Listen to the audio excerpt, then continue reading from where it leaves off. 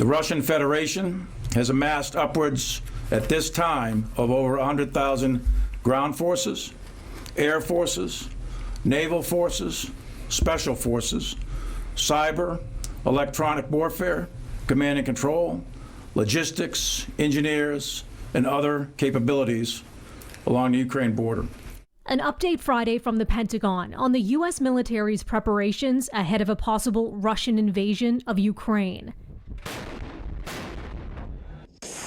It comes just hours after Moscow's top diplomat insisted Russia does not want war with Ukraine and is not planning an attack. But tensions in the region are at their highest in years. The U.S. has sent military support to Ukraine and has 8,500 troops on high alert. The chairman of the Joint Chiefs of Staff warns a Russian invasion would be horrific for Ukraine. There are many people in highly dense population centers throughout Ukraine. And if war were to break out on a scale and scope that is possible, the civilian population will suffer immensely. Conflict is not inevitable.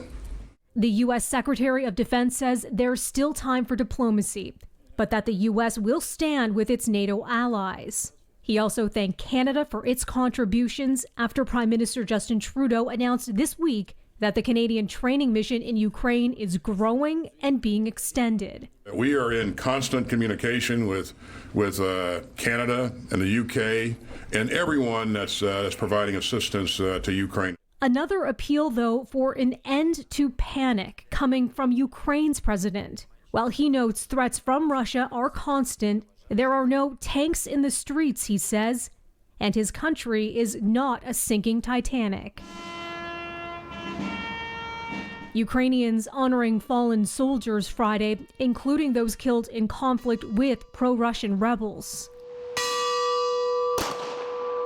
To the latest from Russian President Vladimir Putin. He says the U.S. and NATO have not addressed Moscow's main security demands, but he's still open to talks.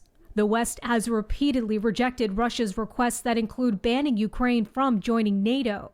The alliance's Secretary General saying Friday, "We are ready to engage in political dialogue, but we're also ready to respond if Russia chooses an armed conflict."